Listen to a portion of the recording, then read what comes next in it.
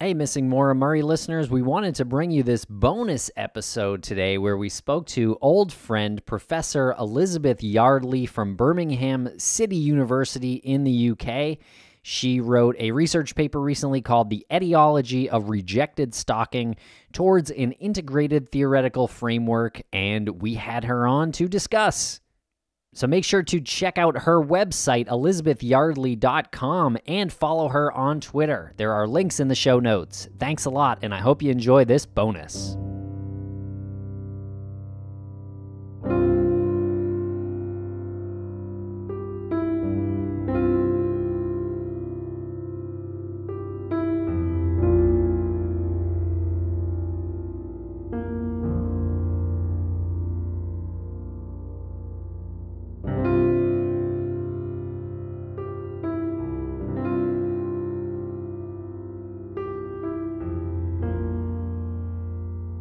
On February 9th of 2004, 21-year-old UMass student Maura Murray drove from her dorm in Amherst, Massachusetts to the White Mountains of New Hampshire.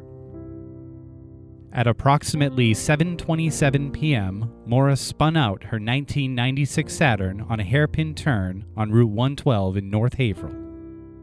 There has never been a credible sighting of Maura since. Maura is 5 foot 7 inches tall. She weighs 120 pounds, and she has brown hair and hazel eyes.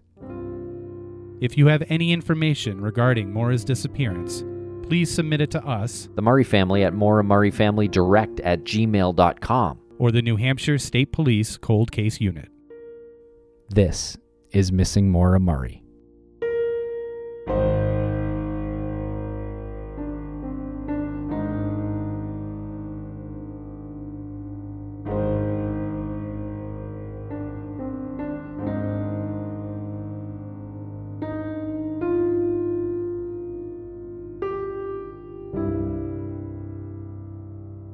Welcome back to the podcast, Professor Liz Yardley. How are you today?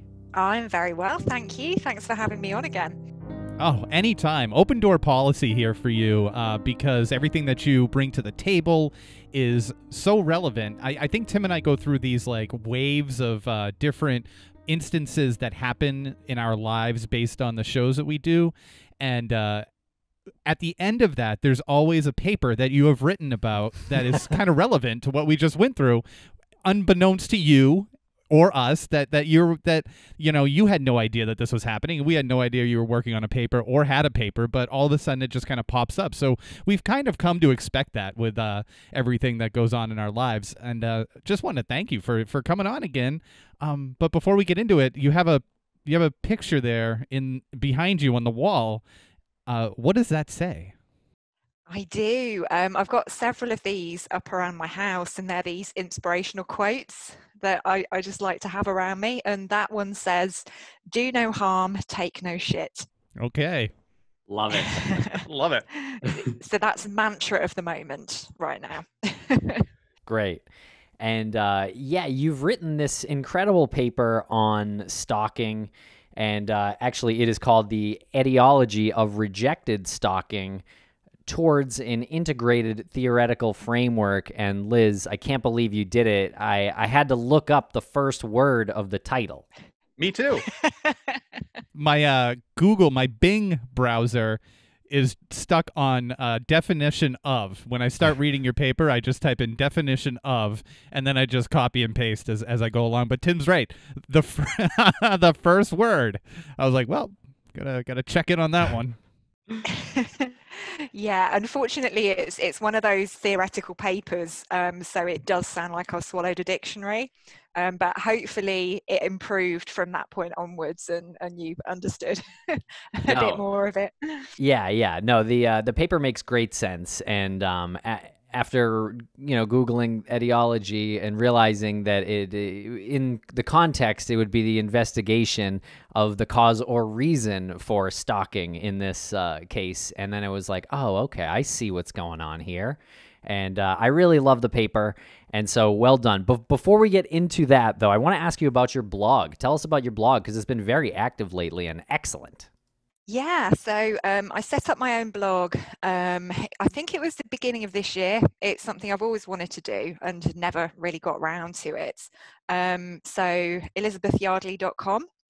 That's where I kind of share my ideas and my perspective on current cases, on stories that are in the news, and also on old cases that I think perhaps haven't had the attention that they deserved. So that's my go-to place now. So I had a bit of a break from it during the pandemic lockdown, but I'm very much back on it again now. And yeah, it's one of those things that I do. I really love writing, and writing for a wider audience as well, because I think as an academic, you have a tendency to write in a particular way because your work has to be published in academic journals and academic books.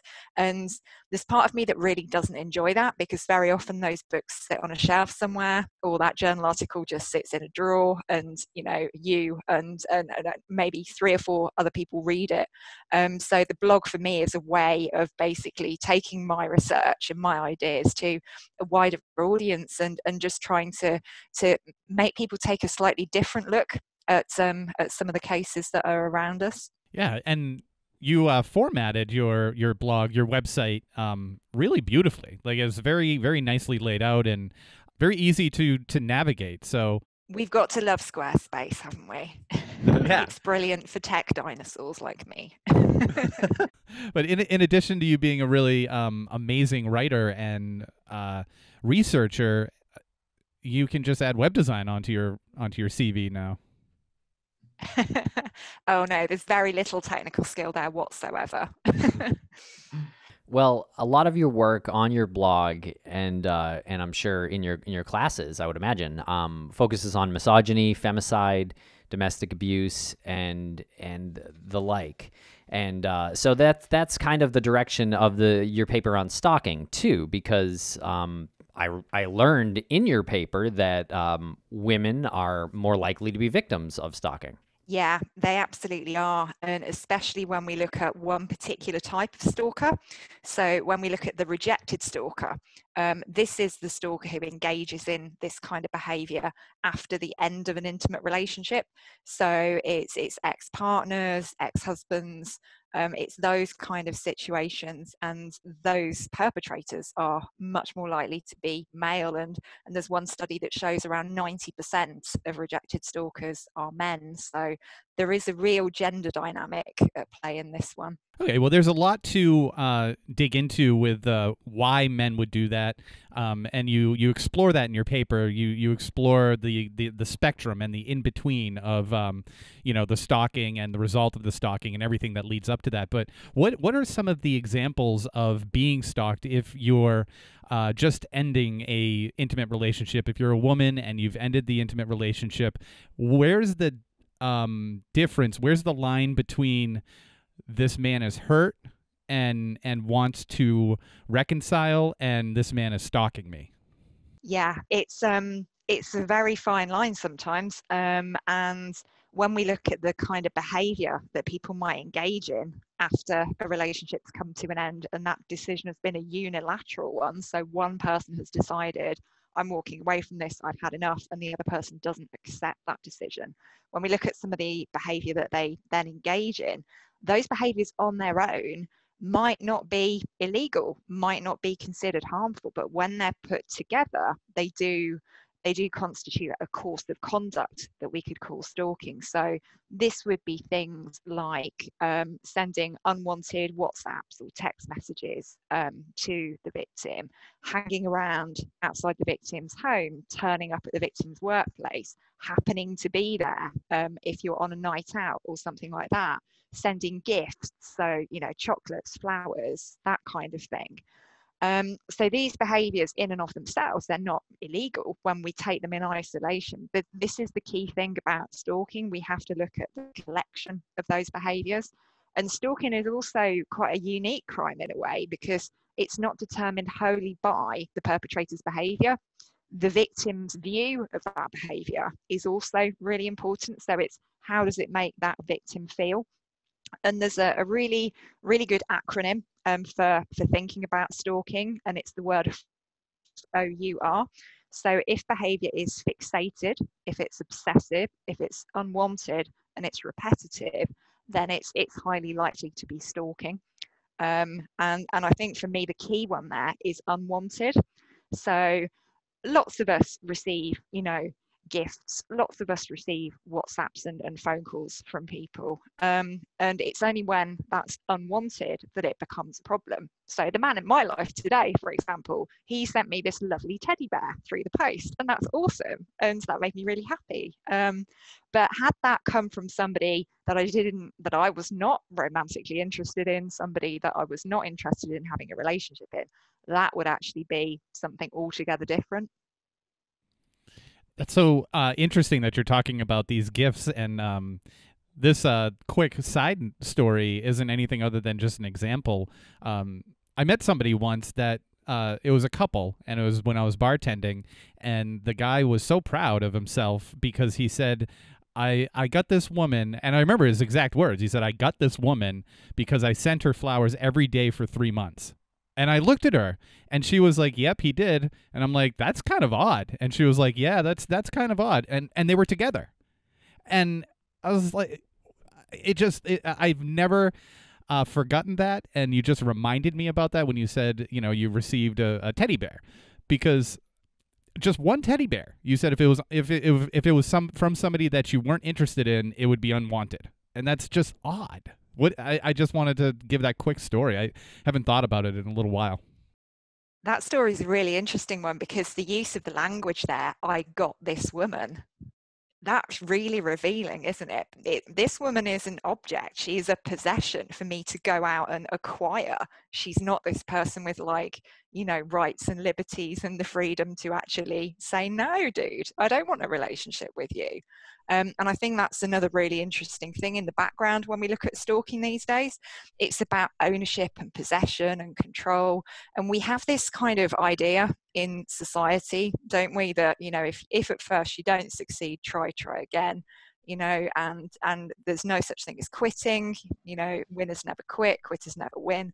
All of these kind of ideas have become kind of transplanted into our romantic relationships, and that is really damaging. And when we look at the big Hollywood movies and the love stories and the romance novels, if we look at the kind of behavior that we see in those types of media, actually when you take it out and you look at it objectively, it's actually really worrying, that somebody, like in the scene in Love Actually, when Andrew Lincoln's character turns up outside Keira Knightley's house with those messages to her on the pieces of cardboard, I don't think that's loving. I think that's really scary. But that's just my view. Yeah, I really like how you touched on pop culture, and I think you mentioned Pepe Le Pew in here as well, which is a cartoon character of a skunk, and he's very flirtatious and trying to get this female skunk, and she wants no part of him. Navigator to pilot. Pretty girl at 3 o'clock. Over. Pilot to navigator. The lips of Pepe are upon you. My little darling, it is love at first sight, is it not? No? Hello, baby. I am the locksmith of love, no? And so the problem there is it perpetuates that culture for little kids. And so as even young men who wouldn't normally think that's bad, you grow up thinking, oh, well, I just need to be more persistent. And I think for most people, you eventually realize, okay, well, maybe she just doesn't like me, and I'll talk to somebody who's interested in me instead. Your paper is obviously about people who don't do that. Yeah, and I think there's an awful lot of the normalization of stalking behavior and the confusion of these behaviors with love and romance, and I think it really should cause us to take a step back, because all the work that I do around domestic abuse, domestic homicide, stalking, we know what an unhealthy relationship, an unhealthy dynamic looks like, but do we know what a healthy relationship looks like. That, I think that's the part that we perhaps need to revisit now. What do we mean when we talk about boundaries and we talk about respect and those kind of things? And I think that there is some work that's starting to be done in schools with children around healthy relationships, but crikey, we've got a long way to go. Yeah, and it really starts with, like Tim said, the Pepe Le Pew is something that kids watch. It's supposed to be funny. Yeah, they watch it right from the jump. Like this is baked into their brain as soon as they're able to process thought. So this is something that is so ingrained, and it's going to be very difficult to get that out of people's heads. It's the work that you do that will end up I think prevailing later on when they're able to process these thoughts, like respect. It's not about, like, it is about right and wrong, but it's more about respect. It's more about the respect of somebody else. It doesn't even have to be a man or a woman specifically. It's just the other person. Just have respect for the other person. I have a note here that's part of your paper that was interesting to me. You said half of domestic stalkers who make a threat of physical violence will act on it. Is that really 50%? Yeah, and that's probably an underestimation because that comes from a study where these cases are known, they've been reported, they are recorded essentially, and there's a lot of stalking behaviour that goes unreported and unrecorded. I think because of these ideas that we have about what love and romance look like, because the victims can often actually feel quite ashamed and sort of blame themselves and say, oh crikey, it must have been something that I did to encourage it. But when we look at rejected stalkers, they are the most likely to physically harm the victim out of all of the different types of stalkers, and 50%, I'd say at least, if they make a threat, then they will act on it, if they make a threat of physical harm. So they need to be taken really, really seriously. And there's a case in the UK, and I use this case a lot in my teaching, and it's relevant to a lot of the research that I do. There was a young woman called Alice Ruggles, and she was murdered in October 2016. She was 24 years old, and she was killed by her ex-partner. And they had split up. She'd finished with him. How dare she? And he wouldn't take no for an answer, essentially. And whilst he didn't actually tell her, I'm going to kill you or I'm going to physically harm you, he had said in a conversation with her, or a voicemail I think he left on her phone, don't worry, I'm not going to kill you. It's the very fact that he was actually talking about the physical harm that is interesting for me there. So I think it's useful to have that stat there, that piece of research, that 50% of them who make a threat of physical violence will act on it. Also, those who are even referring to physical violence in the first place, we've got to be really, really wary of those people, because why on earth would you do that? Yeah. And when your paper focuses mostly on rejected stalkers, but there are also other types of stalkers sort of similar to that. And can you tell us about those and why you focused on rejected stalkers? Yeah, so there's a typology, quite a well-known typology by Mullen and colleagues. It goes back about 20 years, but there are essentially 5 different types of stalker. And the rejected stalker that we're talking about today is one of them. Another one is the intimacy seeker. So these people they're kind of sort of fantasists in a way. They don't really have a history of intimate connections with other people, but there will be somebody who they kind of fixate on because they believe that person has in some way reciprocated their feelings. They believe that they're kind of destined to establish a loving relationship with that person. And they become very kind of obsessed with them. So there's no previous relationship there. It's the kind of fantasy of the relationship, and they don't really take their victim's feelings into account whatsoever. Any attention is good according to them, whether that's positive or negative attention. So that's the intimacy seeker. Then we have the incompetent suitor. So these are the people who they're seeking a relationship, but they're slightly different from the intimacy seeker in that they're not in love. They're merely looking to date or have a kind of contact with that person.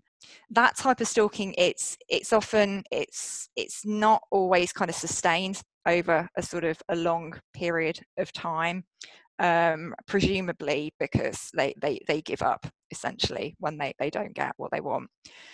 Another type is the resentful stalker. So the stalking, and this is where there isn't often so much of a gender dynamic. Men can be victims of this type of stalking just as much as women can. And this is about a desire for retribution for something that the perpetrator perceives that the victim has done to them, whether or not they have. And they're essentially, they have this self-righteousness, and they're trying to kind of get that vengeance, get their own back essentially on their victim. And then last of all, we've got the predatory stalker. These people are incredibly frightening. We often see predatory stalking in cases of serial murder, that kind of thing. A lot of the serial killers that are well known have engaged in this kind of stalking behavior. So they will stalk as a preparation for an actual physical attack, and that attack is normally a sexual one in nature. And the stalking is a means to an end, and the end is essentially the assault.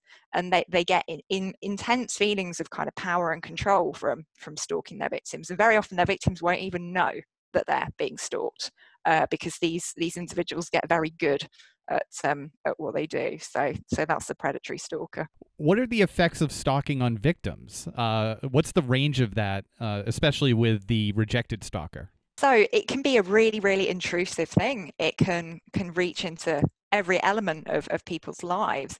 I've heard stories of people having to move house, having to change their job, having to really upend their lives in order to get away from their stalkers. There can be kind of physical effects as well, in terms of the stress manifesting itself in physical symptoms. There are studies of victims who've experienced post-traumatic stress disorder at this, and I think unless you're somebody who has actually been stalked, it's very difficult to understand things from a victim's perspective. So, the decision that you or I would make to just go out to the shop to buy some milk or a loaf of bread, we don't even think about that everyday thing. But somebody who is being stalked, would think about that. Is that person going to be waiting outside my house? Are they going to be hanging around the shop? Are they going to be there? So basically everything that you do in your life, that is there in the background. And it really does curtail people's freedoms. It really is. Stalking is very much a liberty crime. It really does take away people's rights and people's freedoms. Oh, it's interesting that you put it that way. Yeah, I hadn't thought of it that way at all. As we kind of talked about before, some of these things aren't individually illegal, like telephone calls, sending emails, texts, instant messages, sending letters, gifts, unsolicited visits. But what could be illegal is putting these together in, I guess, a bigger case. So a lot of these things are kind of hard to prove, aren't they? Yeah, and this is it. This is the problem that we find. Very often the onus is on the victim to collect the evidence of the crime that's been committed against them. It's down to the victim to take screenshots of text messages, to keep a diary of events, of occasions where the perpetrator has turned up, of particular things that the perpetrator has done. So yeah, it can be difficult to evidence, and I think this is something that I find a lot in my work, especially around gender-based violence. The onus is always on the victim, whether that's to prove that a crime against them has taken place, or whether that's to deal with that crime. So when we think about domestic abuse, for example, one of the most common questions that I come across is, why didn't she just leave? And I say, well, actually, no, that's not the question we should be asking. The question we should be asking is, why did that individual decide to harm her? Why did that individual think that it was okay to do that? We need to look at the person who's actually making the decisions to commit the crime, rather than the person who's the victim of it. Is that why your paper is focused a lot on the middle ground between these levels of stalking? Because that was brought up a few times, and it's, you have one end here and the other end here, but there's not a lot of connective tissue that that you can identify and define in order to solve or I guess treat or apply some sort of solution to. Exactly. And this is the problem that we have in criminology. When we're looking at a crime or a problem, we either look up or we look down. So we look down, we look at the individual perpetrator, we look at kind of psychological issues with them, we really individualize it.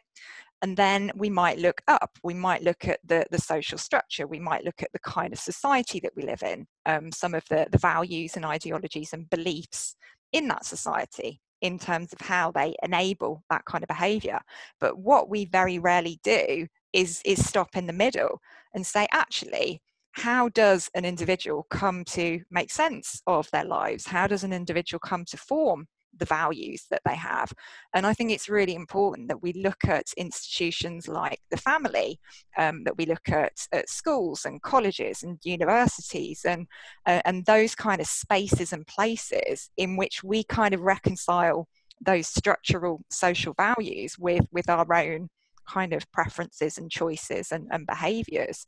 So if we're in an environment, if we're in a workplace, for example, that is inherently misogynistic and it's okay to kind of demean women in that kind of space, and sexist behaviors are tolerated and even encouraged, that's a really important middle area where the kind of values that enable these sorts of behaviors are being formed. So I think that's something that we've really missed, I think, as criminologists. We've missed that kind of middle ground, those middle spaces, and we need an awful lot more work doing there to actually see how does this happen, because there are a lot of people who are subject to the same kind of social values, social ideologies.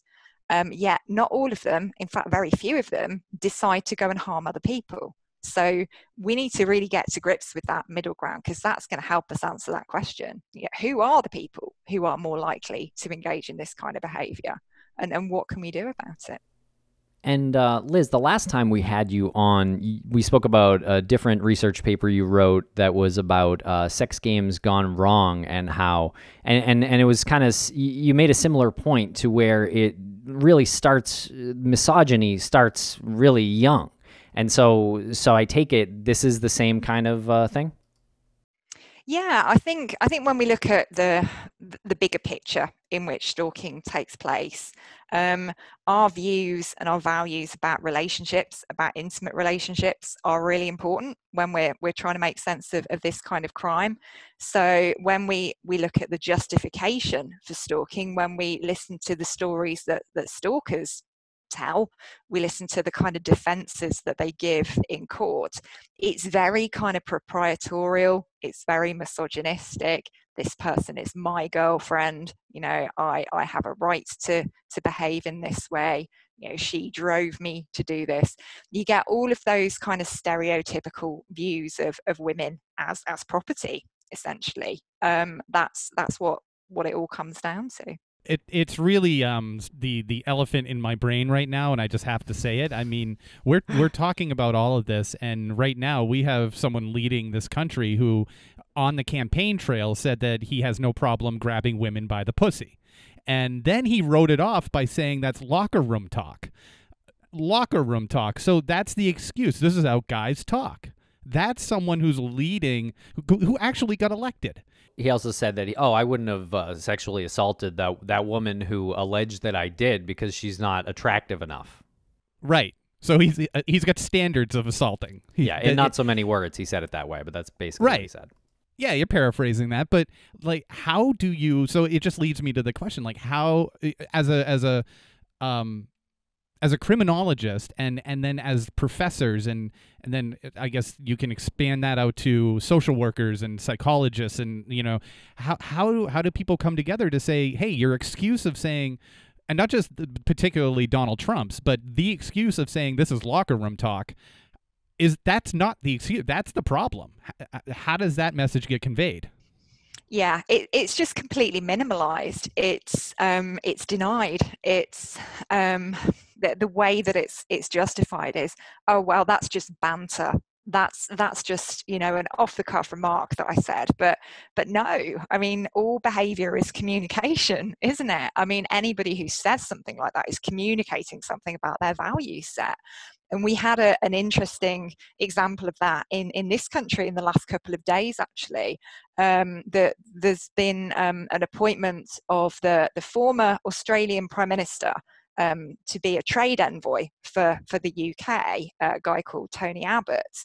And he's got a bit of a colourful history in terms of misogyny and sexism and lots of unpleasant things like that. And a senior government minister was being interviewed on Sky News, and the journalist said to him that this guy is a homophobe and he's a misogynist.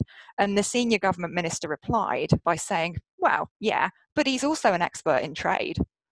You know, it's almost like, well, that all the misogyny and the sexism and all that nasty stuff, well, that just doesn't matter, you know, because this person is wonderful.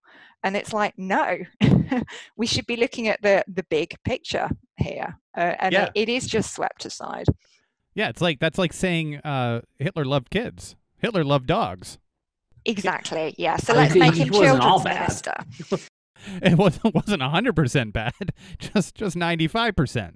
Exactly.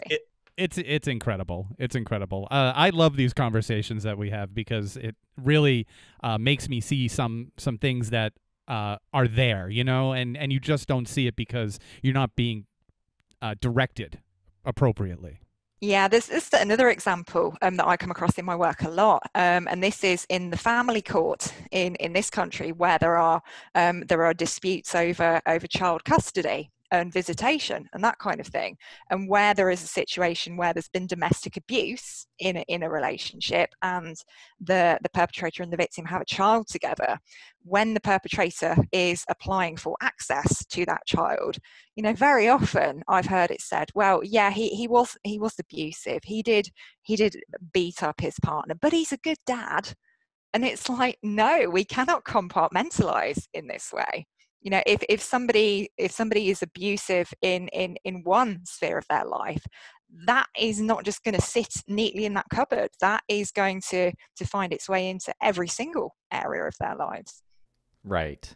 Is there a domestic violence or coercive control connection with the folks, the rejected stalking people? I think so, yeah. There are, in quite a lot of cases of rejected stalking, there is a history of domestic abuse or coercive control, because it is about that sense of entitlement. I'm the one who calls the shots in this relationship. I'm the one who decides when it's over, not you. So it is that idea of the perpetrator being in control, taking away the victim's liberty. And I think the fact that we're talking about coercive control is really important, because we have this tendency to think of abuse in physical terms. So if there's no visible physical injury, then there's no abuse. But actually, it's control that is the backbone of abuse. And actually, you can have an abusive situation where there's no physical violence ever, because the perpetrator doesn't need to engage in physical violence to exert control. They do that through other means.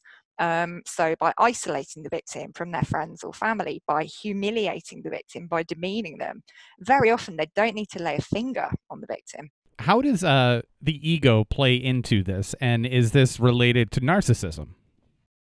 Yeah, there is very often a narcissistic element when we look at the kind of the stalkers that I'm looking at.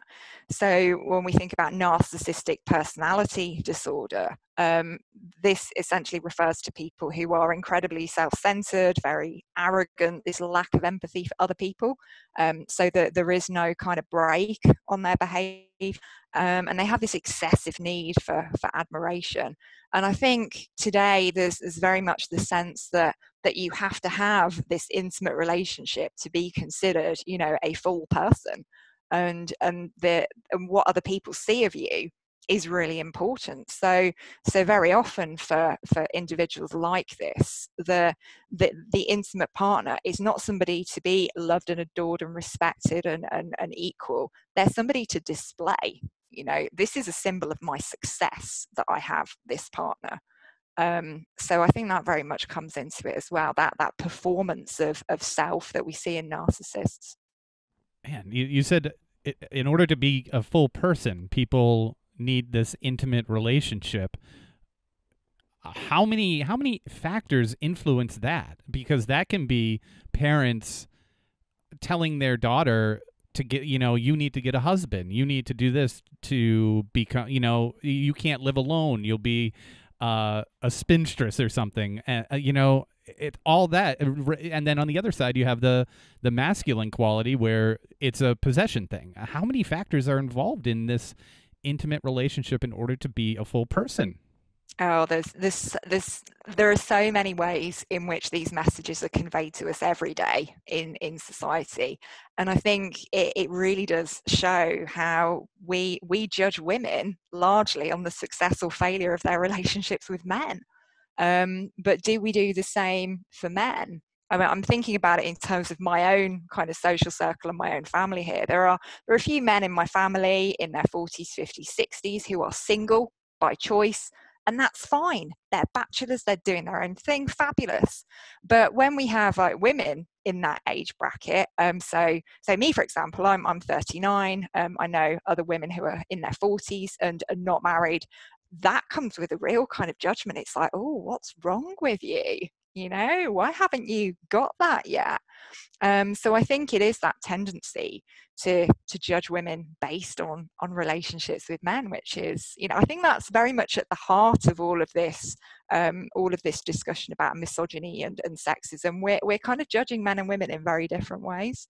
Great point. And I think your work is really helping to expose that problem. So thank you so much for all of your work.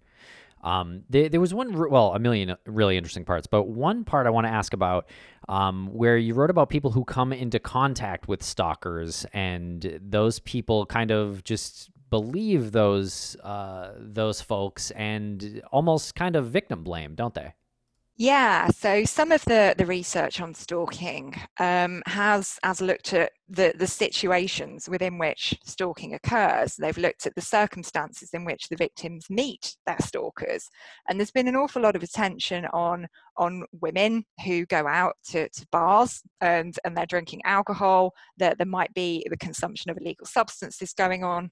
And it's that's focused on. It's the victim's behavior that research has fixated on, rather than actually the perpetrator's decision to do that. So I think on the one hand, we do have to understand vulnerability in terms of stalking, but not look at that from the victim perspective, but look at that from the perpetrator perspective. What are the things that this predatory behavior actually preys on? And it's the perpetrator who's making the choice and not the victim. What do you call that preparation? Is there like a term that you can apply to that? So when the perpetrator is basically going out and looking for a victim. How to protect yourself from that? Yeah, that's a really tricky one because when you look at people who are prone to abusive and stalking behaviours, they can be incredibly charming. They can be incredibly manipulative. And there's a great book that I've got on my bookshelf behind me, which I'm just going to get. So there's a book by Sandra Hawley. And she's the chief executive of a charity called Refuge in this country. And she's written this fabulous book called Power and Control: Why Charming Men Can Make Dangerous Lovers. And she talks about someone called Charm Syndrome Man. So he's this man that when you meet him, he appears to be this knight in shining armor. He's very attentive. He's very charming. He makes himself indispensable. He says all the right things. And that is essentially an act to basically get you under his control. And I think when you are in a situation like that, when something is too good to be true, it can be quite intoxicating. So very often these people who are going to harm us, who are going to abuse us, they don't appear in our lives looking like monsters. If anything, they look the exact opposite. Who's the writer of that book? Sandra Hawley. And how can you, I guess protect yourself? I mean, you hear horror stories about this. I mean, I know friends of mine who this has happened to, and they realize it. Oftentimes it's a bit too late. They've already been fearful of this person and in some cases had to take them to court. So how can you tell? Well, I'd say trust your instincts, because that's always a very valuable thing. And instinct is, whenever I say that to people, they think, oh, well, that's something a little bit kind of off the wall and it's all a bit spiritual. But actually, our instinct and our gut feelings, the reason that we have those is through a lifetime of our own experience and the lessons that we've learned from past relationships and things that have happened in our lives. So when we feel that something is too good to be true, something isn't quite right, that is normally an indication that actually we should listen to that voice. And also listen to the people who care about you, the people in your inner circle, those who really matter. I mean, my friends and my family are always the sounding board that I go to when I'm in a new romantic relationship, because I know that they are probably able to see things that I perhaps can't because I'm so kind of into that person. So listening to the people around you, the people who do genuinely care about you, is an important thing to do. How does social media play into this? I know you mentioned text messages, but I'm speaking more about someone who might think that they are in a relationship with somebody else through Twitter or Facebook. Is that something that can be applied to the rejected stalker, characteristic? Yeah, I think social media very much has kind of changed the landscape of our intimate relationships, hasn't it? Because the interaction that we have with people online is very different from the interaction that we have with people face to face, and we all have different ideas and different kind of different conceptualizations of what a close relationship is. And I think that there are some individuals who, you know, if somebody likes, you know, many of your tweets or many of your Instagram posts, they will interpret that in a very different way to how somebody else would interpret it. So it's taken away a lot of those social cues that we have in face-to-face interaction. And very often, you know, somebody can create a whole narrative around their relationship with somebody else based on the interaction that they've had with them on social media, which is quite damaging, I think. Yeah, I'd imagine it's quite damaging for the person doing it and for the victim as well. The person doing it might not have even realized that they were doing it, and then it gets out of control. And is that possible to actually train yourself to become psychotic? Because sometimes the behavior feels like schizophrenic or psychotic if you've invented all of these different personalities. Where does it stop? Like, where's the line? I think unless you're somebody with a recognized mental health issue that creates problems in terms of being in control of your behavior, so things like psychosis and those types of conditions, I think that people do know what they're doing. But I think there's an awful lot of room for misinterpretation on social media and those kind of platforms, and thinking about the kind of stalker who is the intimacy seeker, that person who is really wanting a relationship with somebody, and they've mistakenly believed that that person has an affection for them. I think social media is the kind of breeding ground for that kind of stalking, intimacy seeking. So it could be that this person has liked a couple of your tweets or your Instagram posts, and you take that to mean this person is really interested in me. This is great. This person really rates what I do. Clearly they want a relationship with me, otherwise they wouldn't be doing this. So I think there is a lot of room there for misinterpretation. And you wrote a bit in here about someone who positions themselves in a state of crisis. And I found that part really interesting. Can you tell us a little bit about that? So yeah, this comes from some of the literature on masculinities. So in probably the last 15, 20 years, we've started to look at men's experiences through a gendered lens. We've started to look at what masculinity means, what masculinity looks like. There is an argument that actually, if we look at a lot of the changes that have happened in society over the last sort of quarter century, we've lost a lot of kind of traditional industry and manufacturing and that kind of thing. So the sort of the physicality of work that I think was important in making a lot of men feel masculine has now kind of gone.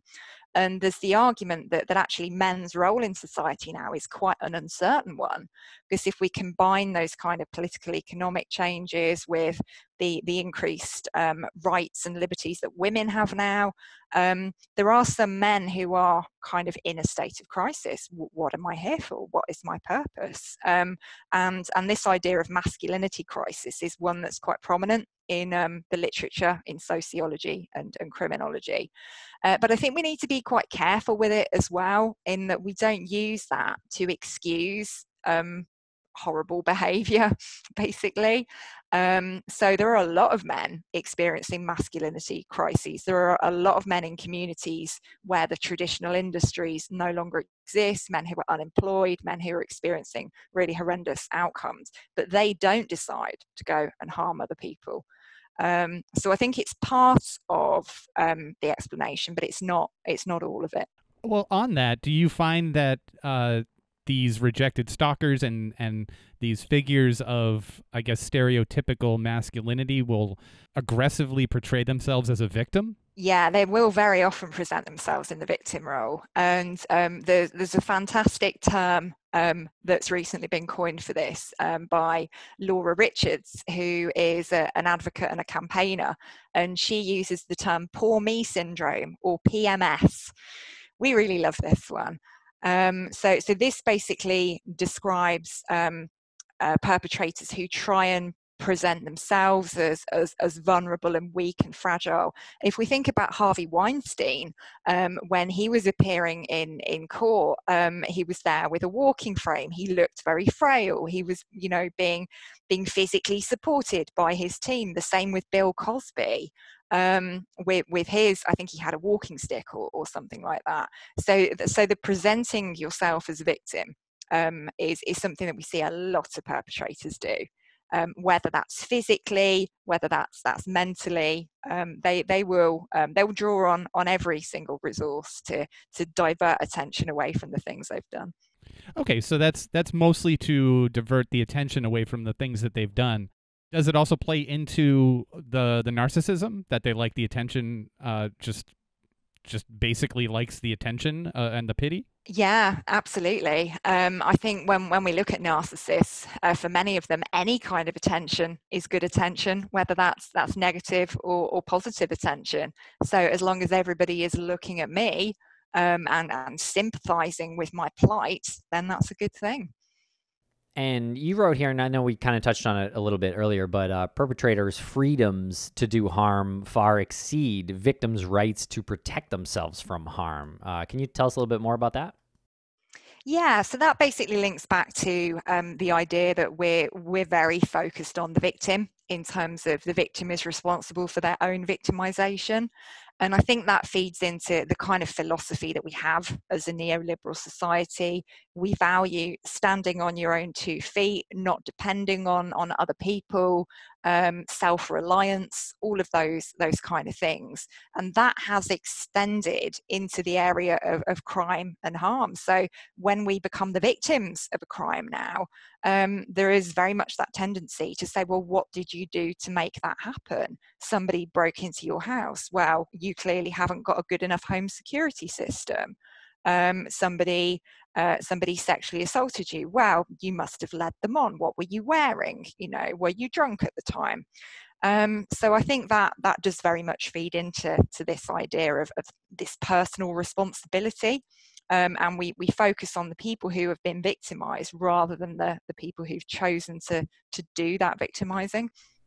And when you talk about a victim in the sense of stalking, ultimately, obviously, it can get to physical harm. But when we're talking about specifically stalking, what makes it illegal? And I guess I know you're not an attorney, but is it fear? Is it making someone afraid of physical harm? Is that what actually makes this act illegal? Yeah, so the legal definitions are going to vary between the different jurisdictions, but that is a common element in any legal definition of stalking. It's the fear of the victim, and it is quite a rare crime in that regard, because very often when we look at a crime, we look at what has the perpetrator done, what is the act that they have engaged in, what is the behaviour that they have carried out.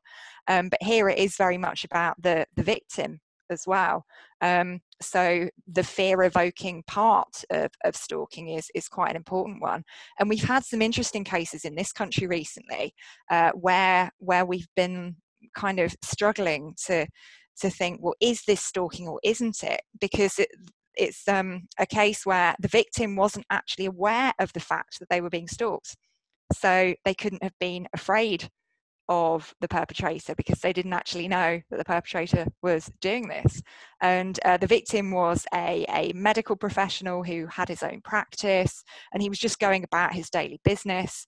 And there was this guy who had essentially been stalking him for a very long time, following him around, tracking him using various means. And the victim didn't even know that this was taking place. So it can be quite difficult sometimes when the victim isn't aware of the stalking. Have you ever seen a case where the victim becomes aware and the stalker reacts in an aggressive manner? That would depend very much on the kind of individual elements around cases. In terms of the stalker's reaction, I think that's a possibility, because the victim becoming aware could represent the stalker losing control, because the stalker feels in control when perhaps the victim doesn't know what they're doing, doesn't know what they're up to, doesn't know when they're going to turn up. And then perhaps when the victim does have that information at their disposal, they have a bit more power. So I think it's about a power thing in a situation like that. So I think if a stalker was to become, suddenly violent because there's the realization that the victim's discovered the stalking, that is very much in relation to not feeling in control of that situation anymore. There's a distinct possibility. I can think of two instances off the top of my head where someone in a community that we are very close to, have been stalked by someone, and they still continue to talk with that person who has stalked them. So is there some... I know we're not talking about the individual instance in this case, but what is that all about, if you can help at all with that? Yeah, I think that can be quite a common thing, and very often it's because of the expectations that are placed on us as members of society in terms of how we relate to other people. Very often we don't want to come across as rude or aggressive, and we will be kind of compliant and nice. And the Alice Ruggles case actually comes to mind again here, because when she was being stalked by her ex-partner, she didn't want to be mean to him because that wasn't in her nature. She was a very nice individual. She'd been brought up well. She'd been brought up not to be rude and aggressive. So I think very often stalkers will take advantage of that when they see that their victim is somebody who is basically a nice person, who isn't going to want confrontation, and who will just try and acquiesce.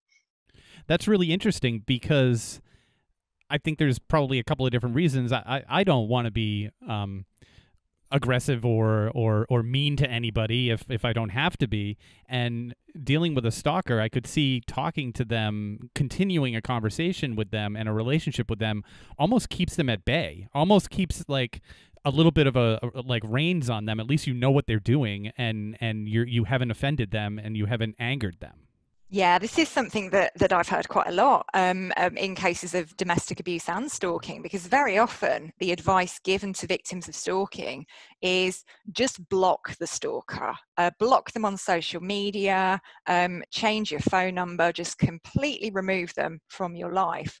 But actually, when you do that, you can't see what that stalker is doing. You have no way of gauging what their mood is like, what they might do next. And sometimes actually having that channel of communication open, especially in a domestic abuse situation, is quite a good way for victims to keep themselves safe, because they know their abuser the best. They're the ones who have experience of their behavior. And to actually completely cut all contact and just send it all black can actually be quite a dangerous thing. And often when you cut off somebody's digital access to you, that is the time at which you are most at risk of them turning up physically at your front door or your workplace, because they feel entitled to have access to you. And that, I think, is the time where you're at risk of physical violence. Yeah, this is very dangerous, I would imagine, in domestic violence cases. Absolutely. And very often when there are children involved, there are court orders basically mandating contact, saying that you two have to communicate with each other. So it can be very tricky. Right. Yeah. And one thing that we were just sort of talking about was in domestic violence and stalking, and I think this is probably true for sexual abuse too. But people are kind of blamed for keeping in contact with their abusers. I guess why should we not do that? I guess maybe that's a clear question. Yeah, so I've seen this a lot in some of those high profile cases that have come to light in the last few years. So with the Harvey Weinstein case and Jeffrey Epstein, you knew he was abusive. Why did you maintain contact with him? Why did you continue to engage with him? And actually, it's a very difficult thing to understand as somebody coming at it from the outside, but being abused by somebody who is so manipulative, who is so controlling, who has so much over you. And that's one of the tactics of coercive control, is very often like an abuser will engage their victim in deviant or criminal behavior, or something that would cause their victim embarrassment if it were to come to light. So there's a real power imbalance when we look at a situation of abuse. And we tend to think of all relationships as kind of level playing fields. But actually, many of them aren't. Many of them, people don't have the same rights and liberties and choices that you or I have in our consensual, equal relationships. So what are your thoughts on like a group think tank? Like in order to properly convey the education, how would you go about doing that? Yeah, it's a very difficult one, and that's a question that I've been thinking about quite a lot over the last 6 months or so. Like, how do you bring about? And there is just so much to do. And I think actually, you can't change the world, but you can change the little bit of it around you. So whilst I will still get involved in campaigns for policy change and new legislation and all of that big picture stuff, I think some of the difference that I can make are around the people that I come into contact with regularly, my family, my students, people who get in touch with me to ask about my research. So I think it's about doing our bit as individuals. I think calling out some of the misogynistic, sexist behaviour that we see in our everyday lives, and having like the courage and the bravery to do that. Especially, if it's in a context of friends or family, sometimes it can feel quite awkward to do that. But I think calling these things out and changing the little bit of the world around you, if everybody does that, then we're actually going to bring about the cultural change that we need. Yeah, I really liked what you said about calling it out. I would love it if there was this movement of sort of a new masculinity that you can. It's okay to call out one of your fellow men and say that's not right. Like, what you're doing is abusive and it's not right, and just get rid of that whole. I mean, like you said, there was a whole time in this world where if you did a certain job, you were considered manly. Like, that was a manly job. Those are going away. Those are disappearing. Let's get the attitude to go along with those, and develop a new attitude. Yeah, it's all about cultural change. For as much legislative change as we want, we can change the law, we can criminalise certain behaviours, but at the end of the day, it's the cultural change that makes the biggest difference. It's the feeling that it's not okay to do this. And actually those types of things are going to make the largest kind of change. But yeah, I think that's one thing that I'm always really keen to emphasize, because I suppose I carry the feminist label. I am a feminist, and there is a bit of a kind of awkwardness and fear around that sometimes. You know, I'm this kind of man-hating, crazy feminist, but that's not true at all. You know, men can be feminists too. You know, men can call out these kind of behaviors, and we need men to do this. We can't do it all on our own. Well, my last point is I think we should all boycott Hallmark because they start the whole stalking process. I mean, think about Valentine's Day. Think about the cards that say, like, be mine. Like, what is that? Oh, God. Yeah, it is creepy as hell, isn't it? Yeah, when you take a step back and you look at Valentine's Day through this kind of critical lens, it can be a bit creepy. Like, would you ever say that to somebody to their face? Like, be mine? Be mine. Oh, dear. That's Like, that's a ownership, horror possession, movie. and control. Dearie me. I mean, unless it was a bee pun in there. I do love bees. I do love the honeybee. Well, my gosh, thank you so much, Liz, for joining us here again to talk about your research, your incredible research. Oh, and did you have a co-author on this one too? So yeah, I've co-authored this, and he's one of my colleagues at Birmingham City University. He's one to watch. He's a badass. Great. Awesome. I love that. Well, thank you very much, Liz. Can't wait to do this again. Yeah, well, there are more papers in the pipeline, so I'll keep you posted.